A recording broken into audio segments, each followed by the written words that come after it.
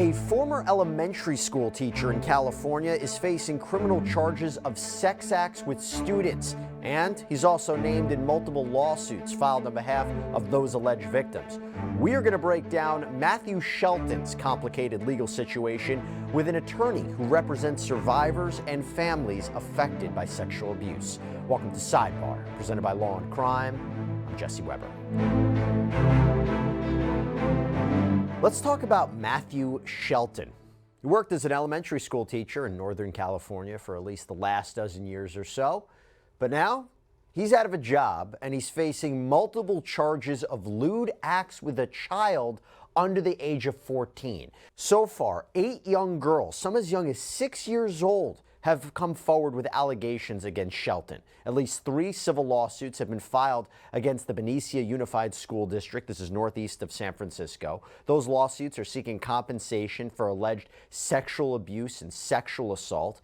42-year-old Matthew Joseph Shelton, he'd been a 5th grade teacher at Robert Semple Elementary School in Benicia. In February of 2024, though, he was charged with 5 felony counts of lewd acts with a child under 14 years old. The felony complaint was then amended in March, bringing the counts up to 7.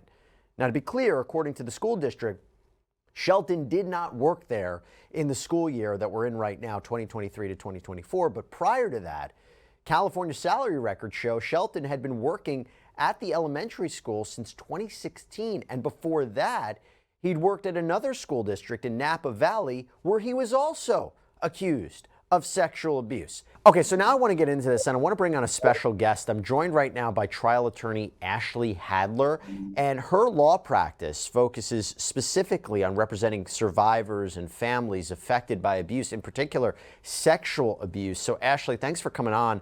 When you hear what is going on here, these kinds of allegations, what's just your initial take?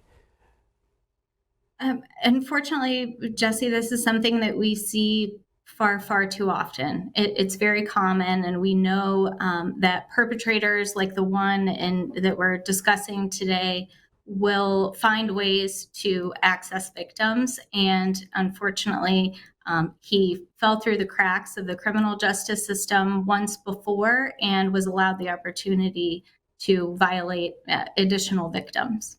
Okay, so now to be clear about this, we will talk about what you're exactly referring to, what went through the cracks. But look, as a legal point of view, yes, these are serious allegations. They are allegations. He hasn't been proven guilty, hasn't been proven liable yet, although we will talk about this. So let's go through it together. There is a felony complaint. It was filed in Solano County Court, and it lists out the counts that Shelton faces with the children's names redacted. There's a lot of legalese here, but I want you to stay with me. So it reads, count 1. On or about and between September 1st, 2022 and December 1st, 2022, defendant Matthew Joseph Shelton did commit a felony, namely lewd act upon a child. And then it goes on to say, in that said defendant did willfully, unlawfully, and lewdly commit a lewd and lascivious act upon and with the body and certain parts and members thereof of the victim, a child under the age of 14 years, with the intent of arousing, appealing to, and gratifying the lusts, passions, and sexual desires of the said defendant and the said child. So Ashley, without getting too graphic, what exactly is the allegation here?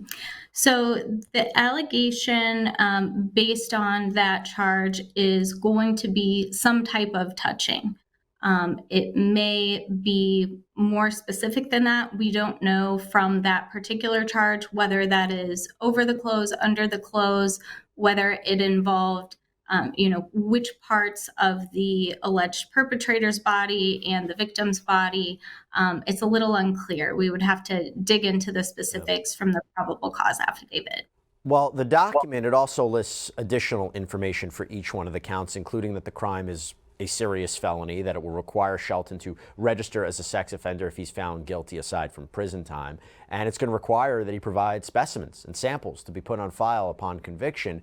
Now, the crimes connected to counts 1 through 5 are alleged to have happened between September and December of 2022 in Solano County. Counts 6 and 7 are connected to alleged incidents between August 2018 and July 2019 in Alameda County. So you're having this, Ashley, frightening allegations that are happening seemingly over a period of time and what arguably could be a similar pattern, right? Yes, absolutely. And I would say that without having reviewed the probable cause affidavit, because of the ages of the victims, it's possible that without security camera footage, something like that, they are claiming that these events happened sometime that they knew the victim was in the perpetrator's classroom, but they do not have exact dates based on the evidence that they've obtained to date. And to be clear, in cases of accused predators or convicted predators, a pattern is very similar. When it works one time, they do it again. Now, the criminal complaint also mentions two special allegations. So the first is sex crimes, age of victim, and it states that the victim in counts 1, 2, 3, 4, and 5 was a child under the age of 14 when the offenses were allegedly committed, and the same goes for the victim in count 6 and 7. The second special allegation is listed as multiple victims, which is basically seemingly accusing Shelton, as I said, of being a serial predator. And at the end of the complaint, the document also lists aggravating factors that the victims were particularly vulnerable and that, quote, the defendant took advantage of a position of trust or confidence to commit the offense. Now, Ashley, it seems to me they're putting that in there as what, a sentencing enhancement if he should be convicted? Absolutely. I would agree with you. I think that's the purpose of clearly setting forth those factors now so that the judge is aware of that as they move forward. And to be clear, are we talking, if he's convicted, decades in prison, years in prison? What kind of penalty could he be facing? Mm-hmm. I'm not sure about that. It will be tied to both the enhancing factors and how many of those counts they are successful in prosecuting. But I would say, each felony level 5 is going to carry with it a certain amount of years or months under California law. Hey everybody, I want to take a quick sidebar from Sidebar to tell you guys about Wondery's awesome podcast, American Scandal. You can listen right now and explore the biggest political corruption scheme in U.S. history. Using vivid and immersive storytelling, American Scandal retraces the bribes, players, and underhanded deals related to the Teapot Dome scandal. In 1922, newspapers reported that Secretary of the Interior Albert Fall had leased federally owned oil reserves to two of the nation's wealthiest oil barons, Edward Deininger and Harry Sinclair. Fall had made the deals to enrich himself, and all three men were charged with defrauding the U.S. government. The scandal, named after one of the oil reserves in Wyoming, would eventually send Sinclair to prison for contempt of Congress and jury tampering, and made Fall the first person ever convicted of a crime committed while serving in the U.S. cabinet.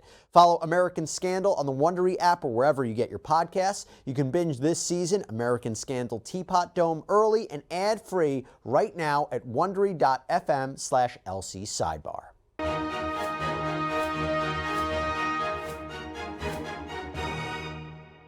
Now, if this situation weren't bad enough, this apparently is not the first time Shelton has been accused of touching little girls that he teaches. No, according to the Vallejo Sun, Shelton was previously employed at Napa Unified School District. He was reportedly hired there in 2006 to teach third grade at Phillips Edison Elementary School. He was arrested in 2007 for allegedly touching 4 children inappropriately. According to the Napa Valley Register, 2 of the alleged victims were 9. The other 2 were just 8. Shelton had a trial, and guess what happened? He was acquitted. He was acquitted on 6 counts of child molestation. 3 of the girls actually testified at the trial, but the defense argued that the stories were inconsistent, that they weren't true, that they made it up. Now, at the time, Shelton's teaching credentials had been suspended, but his attorney said they would seek to have him reinstated, and in 2012, Shelton started teaching as a substitute teacher at Benicia Unified District and got a full-time teaching job in 2015. So, Ashley, I have a few questions here. First of all, are you surprised that you see acquittals in these types of cases? I think a lot of us have the conception that, or maybe the preconception that there's automatically going to be a guilty verdict or a plea deal, because when you're dealing with such young victims or alleged victims, how on earth could they be making this up? It almost seems that these cases would lead to a conviction, but an acquittal here. Is that very interesting? Is that surprising in your experience? Unfortunately, that does not surprise me. And I would say that, the criminal burden of conviction is very, very high. It's beyond a reasonable doubt. And when you are dealing with victims of sexual assault and abuse, no matter their age, survivors will react in unique ways. No two survivors will have the exact same reaction to what's occurred to them. And sometimes those reactions, one very common one is an inability to remember certain details and provide that detail. And that's something that becomes very difficult for jurors when they are trying to determine whether or not to convict someone or find for a victim in a civil case. They have difficulty when the details are not available. And we know that one thing that our bodies do to preserve us, it's a self-preservation method, is to block out some of those details. And so, especially, if you're dealing with young victims or any victim who may have a cognitive or other disorder that prevents them from reporting detail or testifying to the extent that the jury would need to convict or to make a finding, we see acquittals often, and we see verdicts that do not come out the way we would initially expect. That's a tricky dance for defense attorneys to put the blame on such young victims and say they're making it up. But, as you said, it can work. And my other question to you is, so he's acquitted. That means that he's not prevented from getting another teaching job, as we saw, because I guess look, they were allegations, he was acquitted, but wouldn't you think if you're a school district, and in your experience, do you see this, where the allegations are not enough to stop him from being hired? Were you surprised by that part of the story? Initially, I think it's surprising, but again, having done this work in the setting of daycare, school, physicians, I have seen examples in each of those arenas where there has been a previous criminal charge, trial, acquittal, and it gets lost somehow in the employment screening process. It's either not flagged by the governing body of that person's license. So, the Board of Education in this case. Maybe it's not noted there. It doesn't come up in a background screening because it's not a criminal conviction. And if that person hasn't listed references that would lead the new employer back to someone who could report this, it may be lost, and it could allow the person to go on and be hired and potentially victimize someone else. Let's talk about the civil litigation right now, because in April of 2024, a lawyer for a fifth grader reportedly filed a lawsuit against the school district, claiming that she reported abuse allegations to the school's principal. She says another student had actually made a similar report a month earlier, but the school's response was seemingly insufficient. After that, apparently 4 more students filed a joint complaint, and a fifth student reportedly filed her own lawsuit just days later. The lawsuit filed by the 4 Jane Does claims that Shelton sexually abused a 6-year-old during the 2015-2016 school year, as well as multiple other students while chaperoning the school's 5th grade overnight camping trip in 2022. The complaint alleges that the district allowed Shelton to drive children to school-sponsored field trips alone in his car. Both the school district and Shelton, they are named as defendants in that lawsuit. The other 2 separate lawsuits claim that Shelton sexually abused the students both in the classroom during an after-school program and on a school field trip. And it's our understanding that those particular suits only name the school district. So Ashley, a lot of legal wrangling going here. What do you make of that? So we're now out of the criminal arena. We're talking about the civil cases. Obviously, the burden of proof is much lower. I think I'm really interested in the lawsuits against the school district. What might amount to that? So with the school, the victims have the opportunity to be successful in proving their case under a much different standard, which is just more likely than not. So it lowers the bar that's needed, so that can be beneficial when a jury is considering the evidence that they're presented with. And related to the school, there are two options that the plaintiffs will have to succeed. They can either succeed by proving that the school failed to meet certain standards. Maybe they had notice of this and they failed to respond. Maybe they didn't have appropriate abuse prevention policies in place by allowing him to interact one-on-one with students on these overnight field trips, or without appropriate supervision or other colleagues around. And they may also be successful if he is found to be in the course and scope of employment at these times, which, without digging into the details of that, it seems that there's an argument to be made that he was. And then the school may be liable for his conduct just based on that special relationship of the employee-employer, like we see in many other contexts. And let me add to this that the Robert Semple Elementary School's principal, Christina Moore, was placed on paid administrative leave back in May while all this litigation plays out. The lawsuit for the 4 Jane Does claims that Moore made it clear she didn't believe the students when they allegedly told her about the abuse. Then there's this email to parents that says the decision to place Moore on administrative leave, quote, was made in accordance with our organization's policies and procedures, and it is essential to ensure the integrity of our school community and uphold our commitment to transparency and accountability. The superintendent, Damon Wright, released a video statement in response to Shelton's arrest and the charges. We will not shy away from embracing actions that will strengthen our commitment to excellence across our operations in service to students. I want to stress that hundreds of wonderful people work in our schools, teaching, supporting, and nurturing our students with professional integrity that must not be tarnished or overshadowed by the inappropriate actions of a few. Superintendent Wright says that district leaders met to talk about safety procedures at the school, a review of background checks of employees, how to deal with students who might come forward with information seeking support. And Wright also sent an email to district staff and parents addressing this incident, but didn't name Shelton specifically. It says, quote, last year we responded to concerns shared by parents regarding the former employee's behavior, and guided by our district policies and the law, we immediately placed the employee on leave. However, in another shocking twist, after Shelton resigned for Benicia Unified, he was hired as an assistant principal for the nearby West Contra Costa Unified School District. Now, he seemingly only worked there for about 2 months before it came out that he was at the center of a criminal investigation and he was placed on leave. But Ashley, again, pretty shocking, right? That if A, he seemingly is able to go to another job, and B, what did you make of the school district's response with all this? Because it's a tricky response for them too.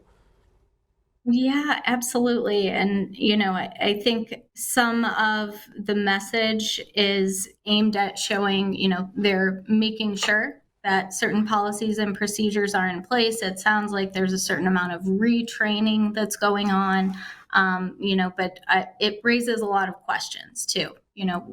When anything was reported to the school, did they take the appropriate steps, report what they needed to report to the Department of Child Services, to the police, to outside agencies who could start investigations?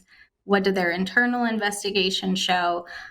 So it provides a lot of information about what they are doing now and retrospectively, but it doesn't tell us much about what they did at the time of the reports to them. And the fact that he gets another job?